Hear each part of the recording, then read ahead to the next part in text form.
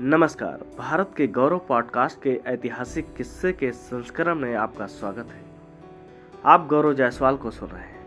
इस पॉडकास्ट में हम आपको कुछ ऐसी अतीत कहानियां सुनाते हैं जो आपके वर्तमान जीवन को सकारात्मक ऊर्जा से भर देगी। तो चलिए आज के पॉडकास्ट की शुरुआत करते हैं।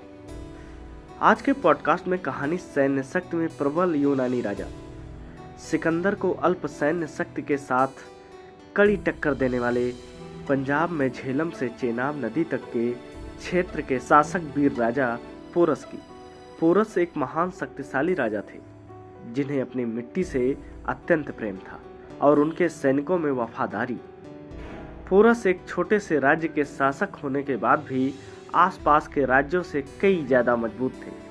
पोरस को अपनी सैन्य शक्ति पर न केवल गर्व था बल्कि भरोसा भी था, और शायद यही कारण रहा था जिससे कोई भी राजा पोरस के राज्य में आक्रमण करने से पहले कई बार सोचता था।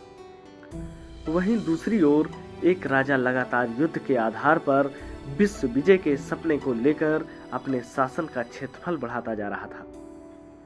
यह राजा था सिकंदर, जिससे इतिहास के पन्नों ने अब तक का महान राजा घोषित किया था।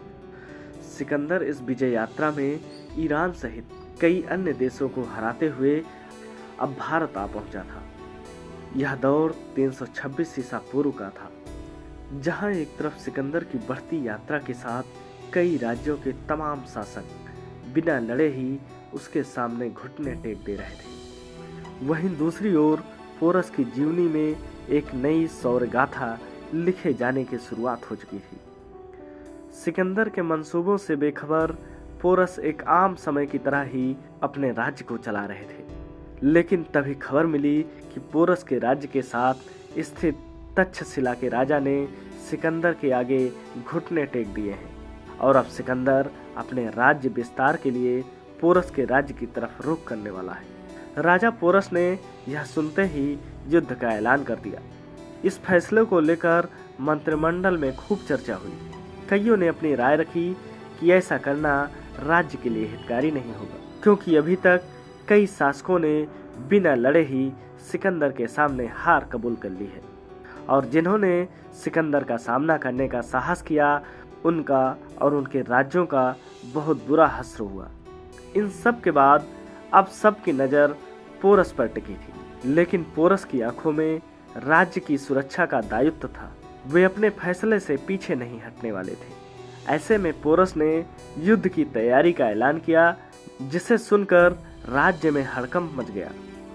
लेकिन अपने राजा पर पूरा विश्वास दिखाते हुए सेना सिपाहियों सहित प्रजा ने युद्ध की तैयारी शुरू की, और शायद पोरस की प्रजा और सेना का उन पर यही भरोसे ने राज्यों को सशक्त बनाया। इन सब के बाद अब युद्ध की घड़ी थी। कोई नहीं जानता था क्या होना है। पोरस की सेना कम थी, हथियार तनिक थे, लेकिन जज्बा भरपूर था। वहीं युद्ध मैदान के दूसरी ओर खड़ा सिकंदर अपनी सैन्य शक्ति पर अभिमान के साथ कठोर कदम जमाया हुआ था। सिकंदर अपनी शक्तिशाली सेना के साथ पोरस की सेना पर टूट पड़ा। वहीं पोरस की सेना ने जवाबी आक्रमण में सिकंदर के सेना का जमकर संहार किया। पोरस की सेना का पराक्रम देखते हुए सिकंदर और उसकी सेना आतंकित हो उठी। सिकंदर को भारत के इस भूमि पर ऐसे युद्ध का सामना करना पड़ रहा था जिसकी उसने कभी कल्पना भी नहीं की थी। सिकंदर पोरस के इस बहादुरी से प्रभावित तो था ही, लेकिन अपनी विश्व विजय की हट के चलते अधिक क्रूरता पूर्वक पोरस के सेना पर आक्रमण करने लगा। धीरे धीरे पोरस की सेना कमजोर पड़ने लगी। सिकंदर की सेना के आगे संख्या में कम होने के चलते वे कड़ा मुकाबला नहीं दे पा रहे थे, और अंत में पोरस की सेना को सैनिकों की भारी क्षति झेलने के बाद पीछे हटना पड़ा और सिकंदर ने युद्ध को अपने नाम कर लिया। हालांकि पोरस और उसकी सेना की इस शौर्य गाथा में कई इतिहासकारों द्वारा समय समय पर बदलाव किए जाते रहे।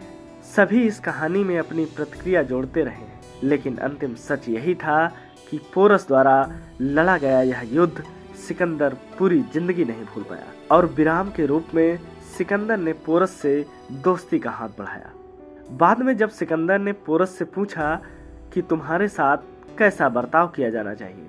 तो पोरस का जवाब था, जैसा एक राजा दूसरे राजा के साथ करता है।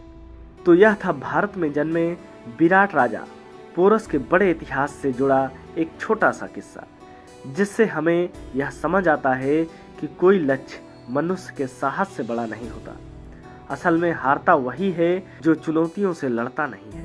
पोरस और सिकंदर की इस जंग का परिणाम जैसा भी रहा हो, लेकिन एक बात निश्चित थी, पोरस का साहस और अपनों के प्रति उसका विश्वास उसके स्वाभिमान को अटल बनाता रहा। अगर यही कुछ भी कर गुजरने का हौसला और अपनों के प्रति भरोसा बनाए रखें, तो हम जिंदगी में सफलता की सीढ़ी बहुत कम समय में चढ़ सकते हैं। हम उम्मीद करते हैं कि आपको आज का पॉडकास्ट पसंद आया होगा। हमारे साथ बने रहने के लिए आपका शुक्रिया। आपका दिन मंगलमय हो।